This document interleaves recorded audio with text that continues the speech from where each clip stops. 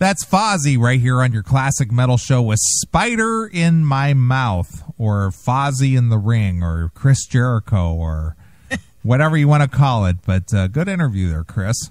Well, yeah, I like Chris Jericho a lot, and you know what? You could definitely tell the guy does a lot of interviews. He definitely has a little bit of a corporate thing to him, but good guy. And you know, Fozzy's one of those bands. I'm not the biggest fan in the world. I don't think you are either.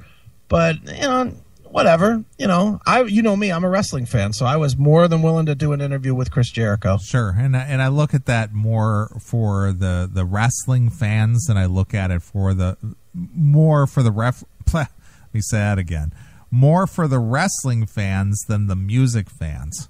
Yeah, certainly. I mean, but surprisingly, Fozzy has, you know, found their way into the music world. As he was saying, you know, each album has sold more and more, and people are taking the band more and more serious. So, you know, it's interesting how he's grown that with the silly name, and, you know, that they were a gimmick band, but slowly but surely it's growing. Now, do you think if he wasn't Chris Jericho and already had the claim to fame and the name and everything, that the Fozzy band would have, you know, gotten as far as they had without his other, you know, claim to fame as a wrestler? Absolutely not, because Fozzy, when they first broke out, when they were doing the gimmick thing and they were doing all those covers, like the Crocus covers and whatnot, the way they got known was because they were on WWE. They were on like Raw or something. Sure. They performed in front of 10 million people.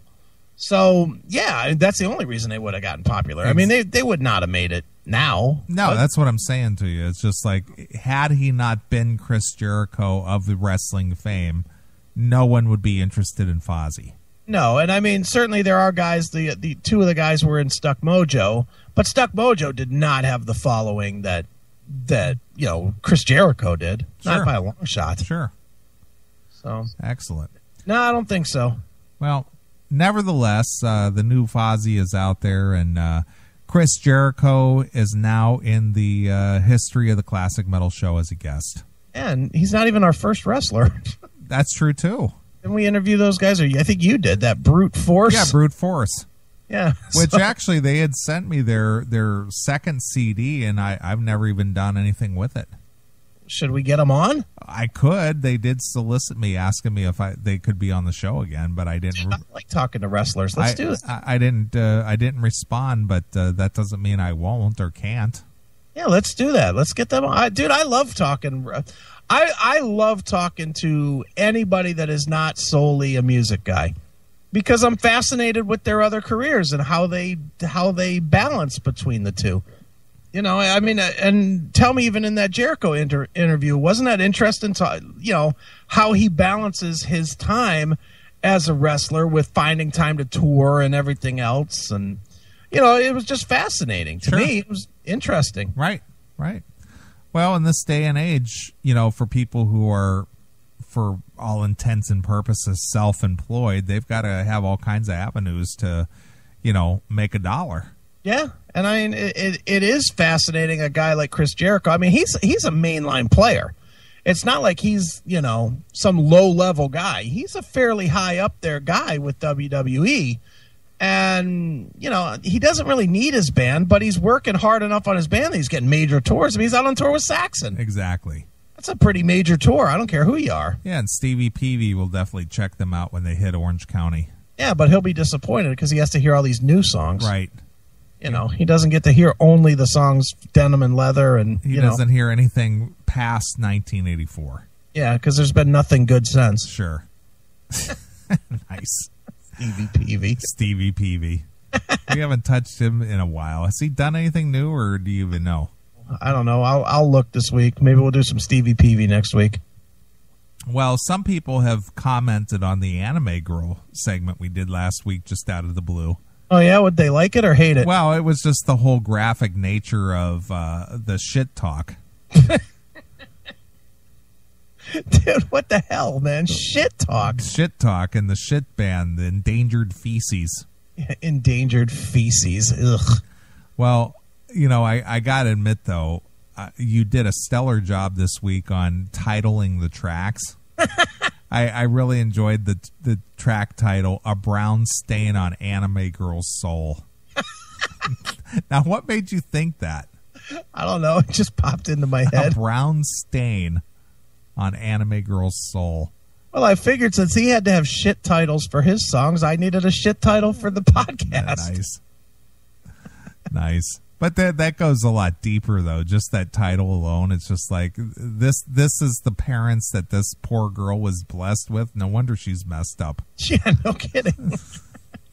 We've got to get Heavy Metal Dad on the show. Well, might be able to reach out to him and say, dude, we need to find out, what is your story, dude? Seriously. Yeah, I think we need to. And we need to get Natalie on the show because she promotes our podcast whenever we mention her. We got to start doing that.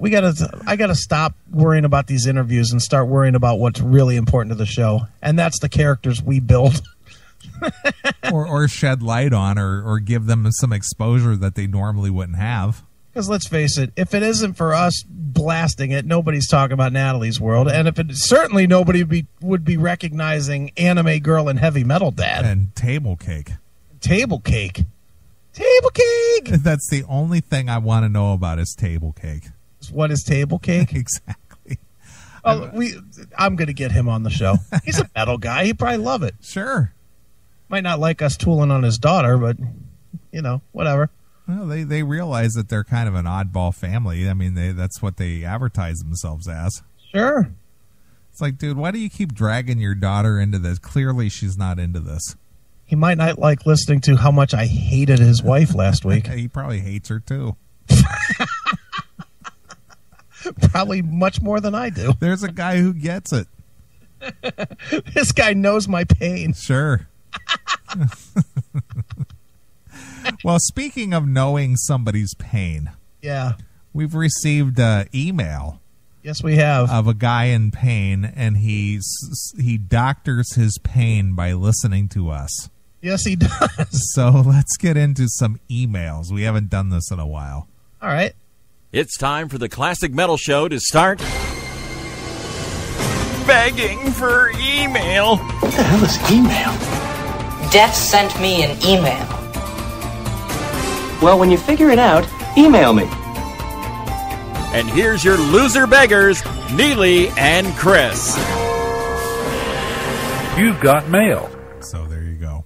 Nice. All right. Well, I was rather intrigued by a message that was sent over to the Classic Metal Show Facebook page. Sure. Of a guy going through divorce and who could somewhat relate to your, last year's worth of divorce stories, and somehow he's taken solace in your stories and the comedy that we bring to the table every week. Yes, he has. Now, I'm not going to say his name. I'm just going to call this guy Eric, but I'm not going to use his real name or his full name, just because some of the stuff he says here, I could totally see getting turned around and being in a court. Right. So I don't want to do that to this guy. But this is quite the email, and I don't know if I'm happy about it or not. I guess I'm happy for it. Well, you got to just kind of look at it that someone who takes the time to write and kind of spill his guts, so to say, to two of these internet DJ guys. Yeah. And basically say, you help me get through the pain. Right. And he definitely does. So here is what Eric has to say. Eric says, been downloading the weekly feeds for about 6 months now, and I love your show. I have posted here a few times on the Facebook. I am 47 and from New York. There are many things I want to talk about, but I will start with Chuck Negron. Okay. Sure, no one would say metal, but he is a rock singer. Also, for the naysayers, Motorhead's Ace of Spades in the day was heavy. Now it's Air Supply compared to the things that are out. So Chuck is a great interview. I would love to hear an interview with Tom Lipsky. He was the guy who ran CMC and gave many artists a home back in the 90s. Would you like to interview that guy? I've heard stories about him, and I know probably Don could probably hook us up with him. Okay. Well, maybe we pursue it. I don't know. I don't really know anything about him, but he did do what did Lon Friend called CMC? Didn't he call it Cheese Metal Community or something? Yeah. Cheese Metal something, or Cheese Metal Graveyard or something like that. Right, yeah. CMC. It really was, but he continues. I believe he also did the Boneyard on XM and Roadrunner Records. My main reason to write is to thank you. I am going through a divorce now. I have custody right now of my 2 daughters. My wife suffers from a variety of mental illness, and when things turn bad, mental health-wise, she turns to prescription drug abuse and other things. Wow. Oof.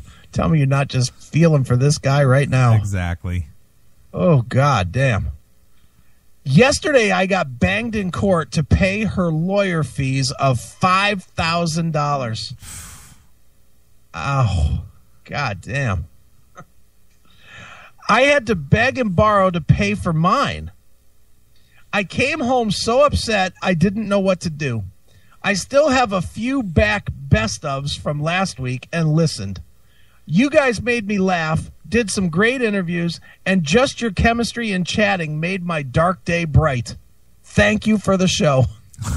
Wow, look at us. Damn.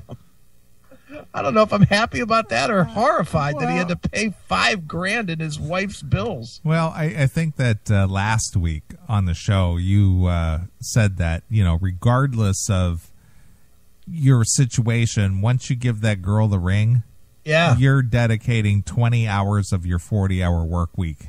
You are. That's the truth. Is the minute you buy that ring, half of your life is now gone. Right. Well, all of your fun and half of your paycheck. Right. By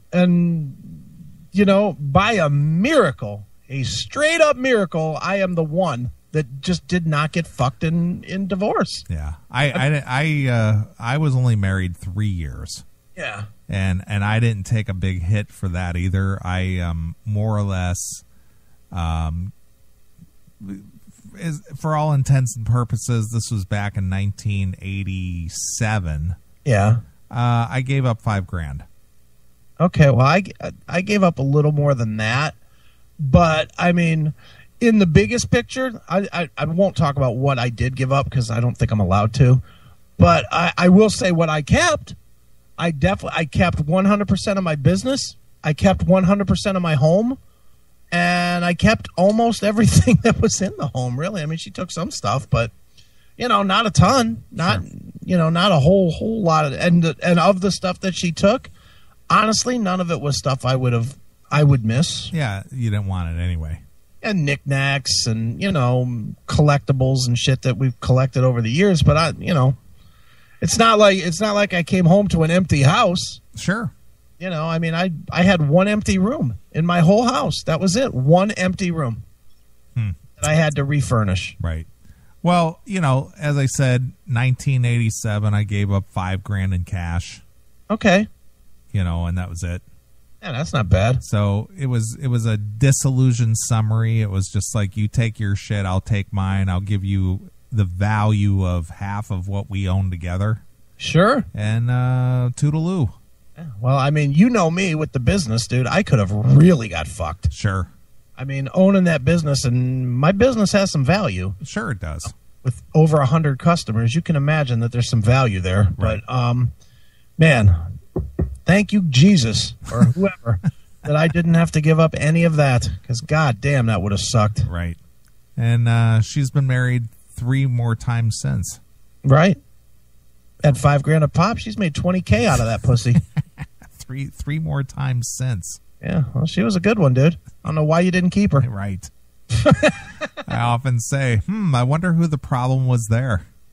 Here's my question, too, and you probably don't know the answer to this. So she's a 4-time marriage loser? Yes. How many dating losses does she have as well of over a year? That I don't know, because when she walked out of my life in August of 88, yeah, I have not had any contact with her at all. So she might have been married even more times. Well, I know of 4. 4 marriages. Jesus, dude. The only way she could ever get a date, at least with somebody like me, would be to lie on that one. Because I'm telling you now, if I talk to somebody and they've been divorced twice, I'm out. I'm out before I fucking buy a dinner. Right.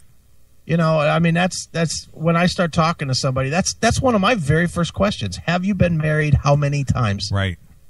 You know, to me, that's an important thing, man. I mean, everybody can fuck up once. You know what? You pick the wrong person. You know, once you get together, you realize that you just don't have the same ideals or the same wants, needs, whatever. Mm-hmm. But if you don't learn from that, then you're too dumb for me. Which is, you know, when I went down that road one time, I was just like, you know what? This really isn't for me. Yeah. And I mean, for some, dude, the further I go down the road, the more I'm starting to wonder if that's not me as well. Mm-hmm. Because I honestly, dude, the more time I spend with these chicks, the less time I want to. Right. And don't get me wrong, I love the women I've had a share. I mean, you've known a few. I certainly like banging the women. I definitely love the pussy, but that's about where it stops. Right. You know, I mean, and I say that now, but you know what?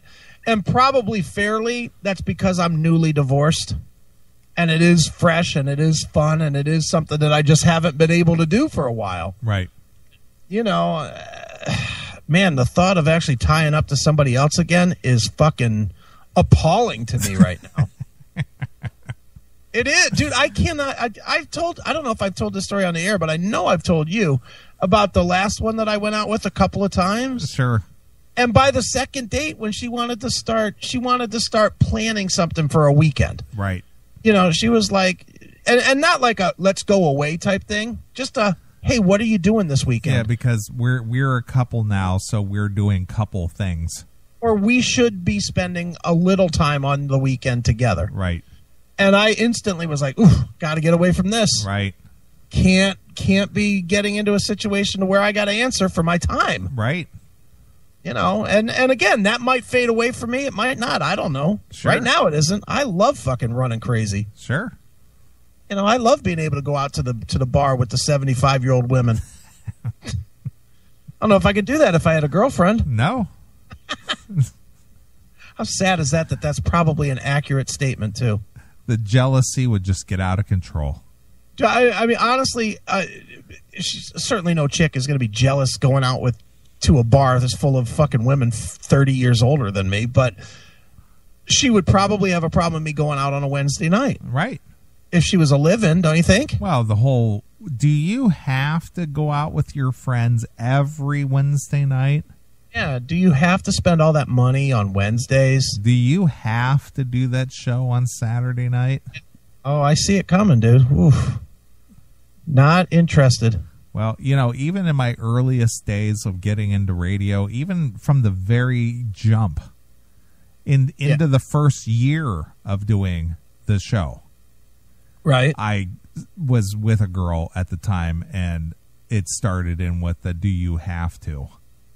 The answer was yes. Yes, and I did. I continued, and Rockin' Randy was a testament to that. You know, a couple weeks ago when he said Neely was there every Saturday without fail. Yeah, you never. I remember times when you were dog ass sick. Yeah, and I didn't miss those clips that you play. You were dog sick. Yeah, I was sick, but I would be there. Yeah, you were there. I had an obligation. I had to be there. Yeah, that was it. That was your job. Yep.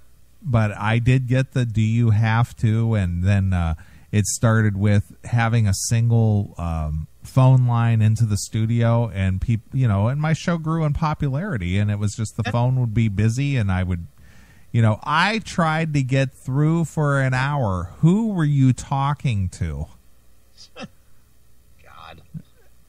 That's when you were like, I think we need to end this. And it did. It did shortly after. But not quick enough. Yeah, but it started. It started within a matter of months. Yeah, I don't doubt it. How long are you going to do this? Well, guess what? 18 years later, I'm still doing it. How about that? Well, I was talking to my friend Liz the other day. Her and I were on the phone for a while, and she's trying desperately to find me the next Mrs. A. I mean, she wants to hook me up and blah blah blah, And she got into a conversation with me about. She says that I should not tell people. I should tell these chicks not to listen to the show. She says instead of being so honest and telling people straight up that they shouldn't listen or that this is what I do and it might scare them off, that I should tell them that it's what I do, but then tell them not to listen to the show until we get like 2 or 3 months in. Her thought being, let them learn who I am as a person before they hear that side. I see. I don't know that I agree with that at all. Well, it's a different view. Well, I did the honesty thing the way that you did. I met Twister Girl back in May. Sure. And I told her straight up, this is who I am. This is what I do. Right. Listen at your leisure. If it's okay with you, great. If not, then I'm not the guy that maybe you want to know. Yeah. See, and that's kind of where I am. I really don't want to play these games. You know what? I honestly, I'll just be honest. I need a chick that's a sick fuck, the way I am. Or just have that sense of humor. Yeah, but it can't be forced, and it cannot be somebody that thinks they're going to be a part of it either. Sure. And that's the hard thing to find. You can find a lot of people that like to listen to the show, and the minute that they hear you doing it and you start spending time with them, they want to influence it. Exactly. And no, you don't get to influence it. And that's the whole thing. You know what would be really funny? You know what you guys ought to do? You know what? You are a fan that buys the record. The record you're buying is known as the Classic Metal Show. Buy the record and enjoy it. And guess what? You got a backstage pass after the show. Right. That's really what you're getting. Sure. It's so fucking dumb. It really should be that simple. It's like, what if we, as dudes, tried to get involved in all their bullshit? We don't. But of course we don't, because we don't want to. And we don't care. We want them to have their time. We want them to be happy. None of us are getting into relationships to fucking have the chicks be unhappy. We want them to be happy. Right. And we want to enjoy some time with them. Sure. But you know what? 99%, I know there are some of these fucking uber obsessive dickhead guys as well, but 99% of the people in the world, what do they really want? They want their chick to have their time with the girls. Sure. And they really want the girls' night out so they can be left the fuck alone sometime. Right. But I did that being 180 degrees away from being a jealous person. Sure. And it turned into, well, you obviously don't care about me. You don't care about me. You don't care about me. It's like, it's not that I don't care about you. It's just that I think that you should be able to do things on your own with your friends if you want to do it. Yeah. Well, dude, I never took vacations with my ex. Never. 23 years, never did. Because I knew for a fact I could not live with her 52 straight weeks. I knew it. And so I didn't do it. We would do 26 and we needed a break. Right. Obviously we should have taken longer breaks. Sure. Nice. Well, we got one more email to get to. All right, let's go. Apparently a fan of the show. Yes. Is a fan of Mark Kendall. Yes. Of Great White. Correct. Now, is this a poll that Mark put up on his Facebook? Yeah, Mark put a poll out there on his Facebook, and this is our fans' response. Okay. Mark Kendall put on his Facebook, taking a poll here, can you please answer the question? When you go to a Great White show, who are you expecting to see performing on stage? Right.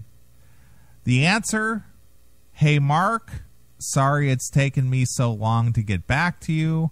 It's hard to make time to write a proper reply at the office on a deadline day.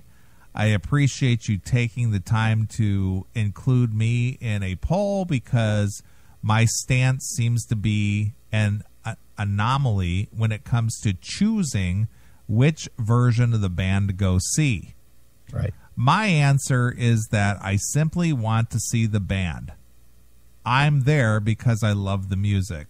I'm there despite everyone's personal politics or grudges or frustrations or exhaustions with old band members or what have you. I go see the shows because I love the songs. I love to hear them perform live. I love to see everybody give their best, doing what they love to do. I've seen both versions of LA Guns. I've seen both versions of Great White. I'll be seeing a new version of Queensryche next March, and I'm excited for it because they will play the songs that Tate refuses to play. I think that if a band that I've been listening to for the past 25 to 30 years is still touring, I owe it to them and myself to make an effort to support them out on tour. I live for live shows, and I'm honestly glad, just grateful that acts bring their shows up to wherever, to the diehards. I know it's a major pain in the ass to go across the border for one or two shows. I do. So if you make the effort to bring a show, I'll do my best to show up and have a great time. Honored that I got to speak with you, shake your hand, and that I was able to hear you do what you do best. Cheers, man. I'll see you on the cruise. Right. Okay? Response? Defriended from Facebook. Really? Yep. Defriended, huh? Defriended. Wow. I thought that was a very diplomatic answer. I thought so, but this person was defriended from Facebook immediately after this response was sent. You're kidding me. No, I swear I'm not. Holy smokes. This person was like, what the fuck?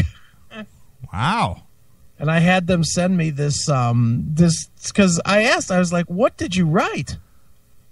And this fan's sent me this. I was like, well, I don't see why that's such a problem, but apparently you're not allowed to like the Jack Russell version, I guess. Apparently not.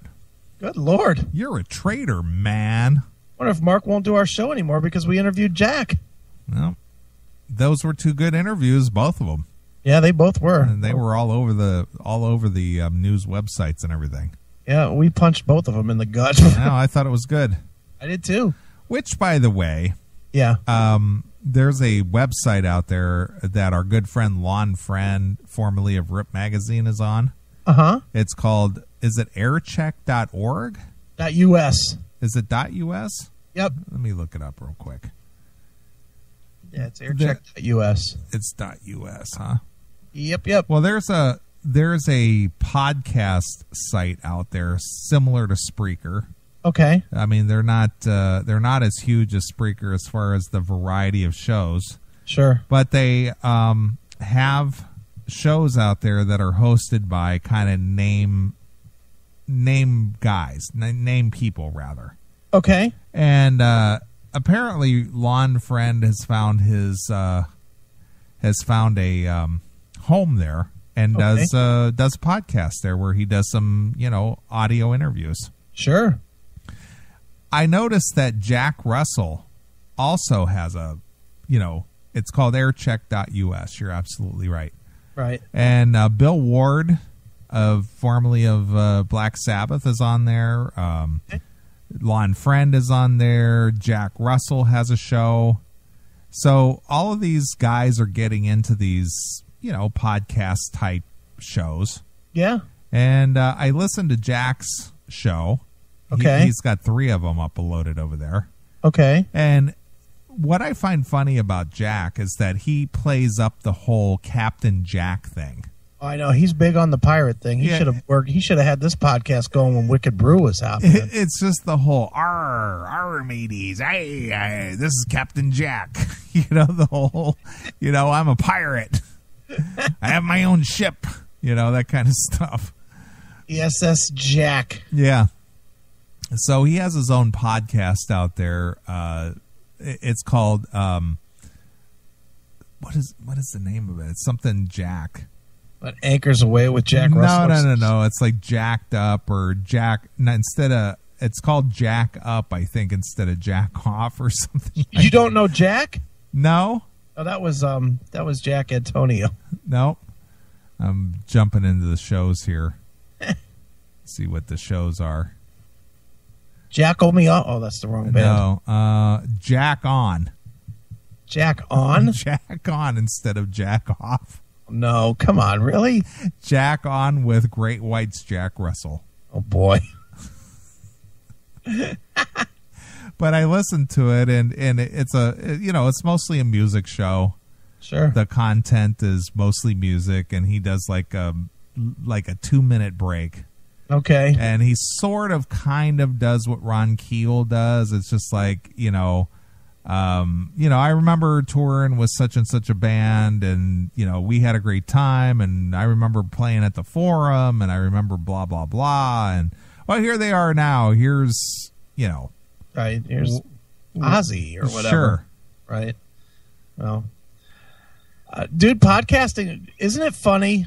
We were like way ahead of the curve on the podcasting. Sure. Well, I mean, there was no one doing it when we started doing it. Right. Steven Adler has a show over there called Welcome to My Jungle. Oh, boy. Really? Yeah. So there's all kinds of podcasts over there from various characters. You might recognize some of the names over there. But sure. But anyway, if you want to go check it out, it's over at aircheck.us. It's free. It's free. See, I'm a podcast guy. You're not so into the podcast. Well, that's because yet, I really don't have the time. I just don't have the time to sit and listen. I mean, you work at home and you can, load up a podcast and listen to it while you work, but I just don't have that luxury to do that. Yeah. Oh, I know. I just more and more I listen to less and less like live stuff because I don't care. Dude, it's really a conditioning thing because like I watch no live TV anymore. I mean, football I'm going to watch live, but other than football I'm not going to watch anything live anymore. I watch everything like next day or 2 days or 3 days later on the Roku. I get all my news from the web. I don't watch any news TV anymore. And as far as what I will listen to, whether it is at work or even at night when I'm going to sleep or whatever, is podcasts. Sure. Because I can just download anything anymore. I mean, it's all out there in podcast form now. Right. And there's a lot of really good shows out there, no matter what you're into. Like this afternoon I was listening to Stone Cold Steve Austin has a podcast, which it might be the best wrestling podcast I've ever heard. It's really, really good. And then if you're like an Art Bell guy, I found a show called Ground Zero with Clyde Lewis that I'm listening to now. And it's like 3 hours a day. The guy puts up 3 hours of new content every day. And he's interviewing all Art Bell's old guests. Sure. It's like, okay, it's no matter what. If, me, I'm a sports guy. I have my phone set up to download the new Mike and Mike in the morning, every day. And, around noon, I get a notice on my phone that says, hey, you've got a new Mike and Mike, so I can listen to the current news of sports. Sure.